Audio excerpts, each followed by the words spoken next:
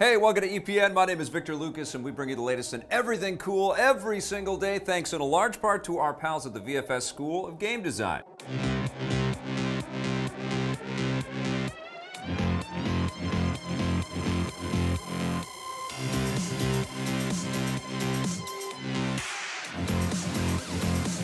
Thank you so much, Vancouver Film School. Today's rundown is dedicated to young Sheldon, who is a big fan of ours and has been since the olden days. Don't know what you mean there, young Sheldon.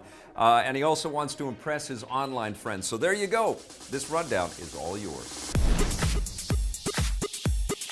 Today is one of the biggest days that the entertainment industry has seen in years.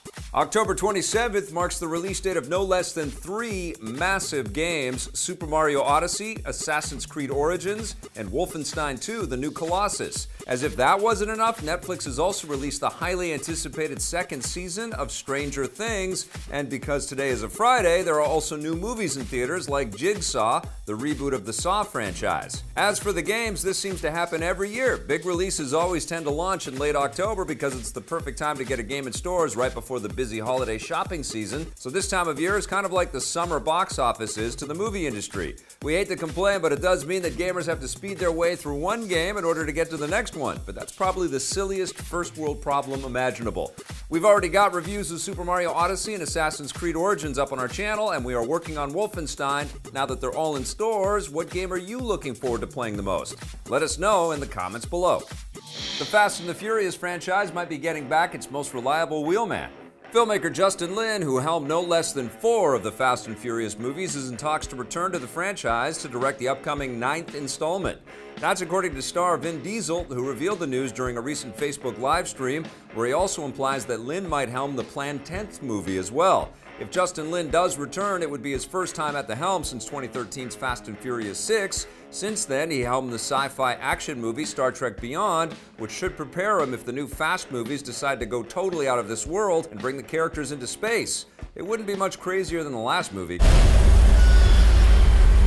The studio certainly would have the special effects budget. The Fast franchise has become a huge moneymaker for Universal Pictures, raking in billions and billions of dollars, particularly in emerging markets like China. Justin Lin's movies were the ones that helped propel the franchise to its massive success, so it's no surprise that they want it back. The next movie is slated to hit the streets in 2020. Netflix isn't the only subscription streaming service getting its own Marvel show. Take a look at the first full trailer for the new series Marvel's Runaways, which marks the first collaboration between Marvel and Hulu. It's based on the comic series of the same name, which focuses on a team of teenage superheroes who struggle to come to terms with their superpowers, while at the same time realizing that all their parents are secretly supervillains that they must fight. None of our parents are who we thought. Judging by the trailer, the show will have plenty of teen angst alongside all the usual superhero stuff, and the tone kind of looks similar to the X-Men franchise, which Marvel doesn't actually hold the film and television rights to. Runaways will also take place within the shared Marvel Cinematic Universe, which means these characters exist alongside the ones from the Netflix shows, although given the rivalry between Netflix and Hulu, don't expect a crossover anytime soon. Runaways premieres on Hulu on November 21st, and in Canada it will air on the Showcase channel. This is just one of many new small-screen projects coming from Marvel, but it remains to be seen how long these streaming collaborations will continue. Marvel's parent company, Disney, is in the process of setting up their own proprietary streaming service to rival Netflix and Hulu, so it seems unlikely that these kinds of partnerships will continue once that happens. It looks like crime does pay, at least in the DC cinematic universe. With the heroic Justice League movie slated to hit theaters in just 3 weeks, The Hollywood Reporter claims that the film is tracking to make about $110 million in its opening weekend. That's obviously a lot of money and indicates that the film will be a success, although it's actually less money than the opening weekends of Batman vs. Superman and Suicide Squad. If the numbers do pan out this way, it means that DC's supervillain ensemble will end up being more successful than their superhero ensemble, which is probably some kind of metaphor or something. It's also worth pointing out that Suicide Squad made all that money despite being panned by critics and general audiences, so Justice League could beat it in the long run if it has positive word of mouth. Hopefully the movie is good. It lands in theaters November 17th. Shall we? The terrifying asymmetrical multiplayer game Dead by Daylight is getting a new nightmare just in time for Halloween.